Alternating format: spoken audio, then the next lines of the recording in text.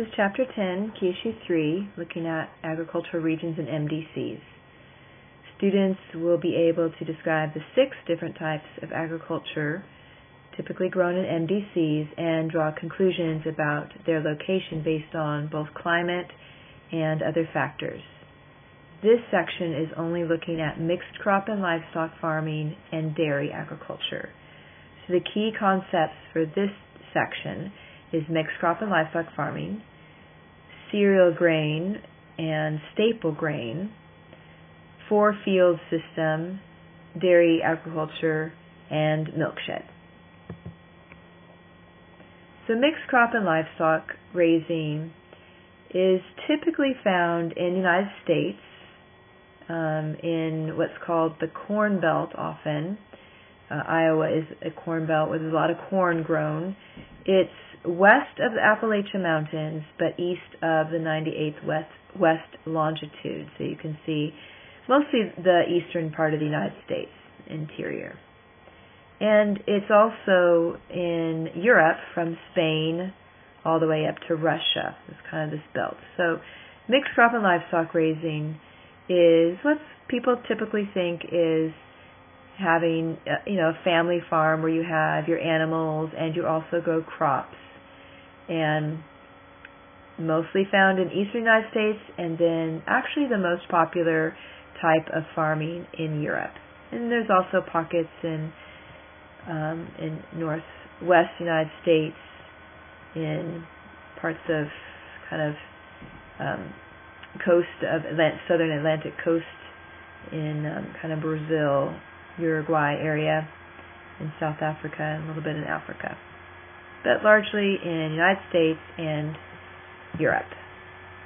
The climate that would be typical of this type of practice would be a temperate climate. So it's the warm and cold mid-latitude climate, not tropical, not too dry, not too cold. So a temperate climate. So as I said, it's a combination of animals and crops. And the advantages of this practice are that because you're integrating the crops with the livestock, the crops are grown to feed the animals, and then the animals will provide manure to fertilize the crops. So it's an entire integrated system. The number 1 product grown for feeding the animals would be corn, and soybeans is the second largest grain crop that is grown to feed the animals. The workload is also more evenly distributed throughout the year. So for farmers, there's something to do all year round, and so there would be, again, consistent income all year round too. So as you mostly make your money from selling the animal products, milk, eggs, or meat. So the crops are mostly grown to, again, feed the animals. And crop rotation, which historically happened in Europe, you had a 2-field system, and then as it developed later, the 1700s, is divided into a 4-field system, as you see here. So crop rotation is where you divide your field into 2 or 4 different planting areas, and you plant a particular type of plant in each of the 4 or 2 divided sections. So the reason why you do this is to maintain the fertility and the health of the soil.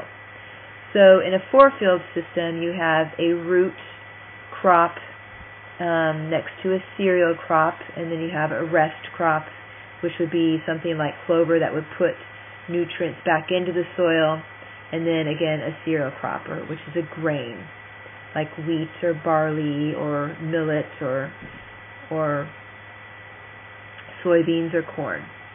And as you rotate through these, root here, and the next year you do root here, and just kind of rotate it, it will help to maintain the fertility of the soil, so you're not doing one crop over and over and over. And when you do that, which is called monoculture, it leaches all the nutrients that that particular crop needs out of the soil. So it really will deplete the nutrients of the soil. And this is actually becoming a lot more popular in the United States as permaculture and organic farming and sustainable practices are being used and experimented with to try and maintain the health of the soil. This is looking at where world corn production is, and you can see a lot in the United States. 40% of the world corn is in the United States, but it's considered the Corn Belt. Ohio to the Dakotas in this area where you're growing corn. But again, mostly it is for growing to feed your animals. China is the second largest producer of corn. So now moving on to dairy farming. You can see dairy farming is largely in the north in the United States here, and then also a little bit further north in Europe, just north of the mixed crop and livestock raising here, which is the same here. Mixed crop and livestock raising was just south of dairy, and there's also dairy in the west.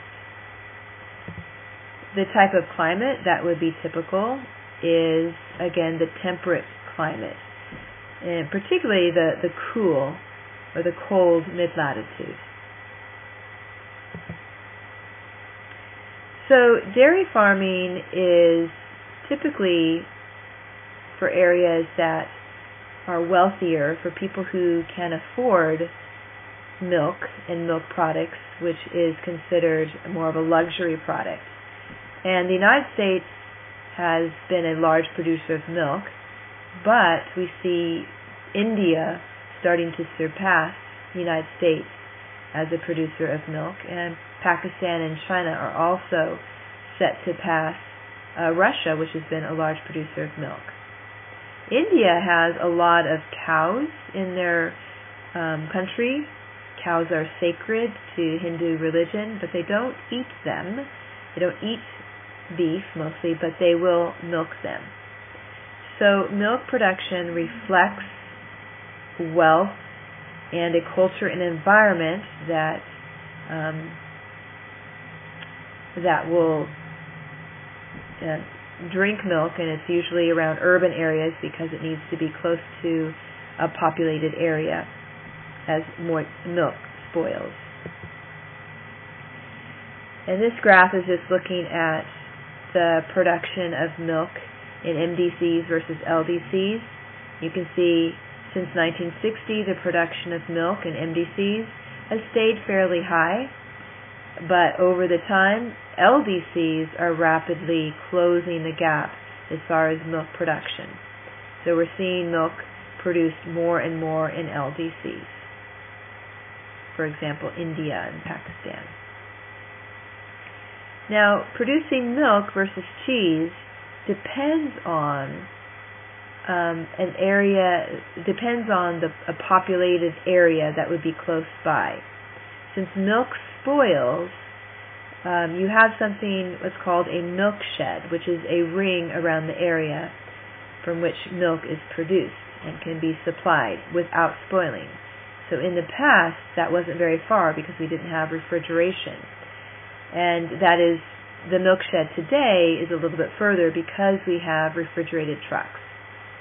So if you have an urban area close to where you have farms, dairy farms, you're more likely to produce milk because you can get the milk product to your consumers, to your customers, fairly quickly without spoiling.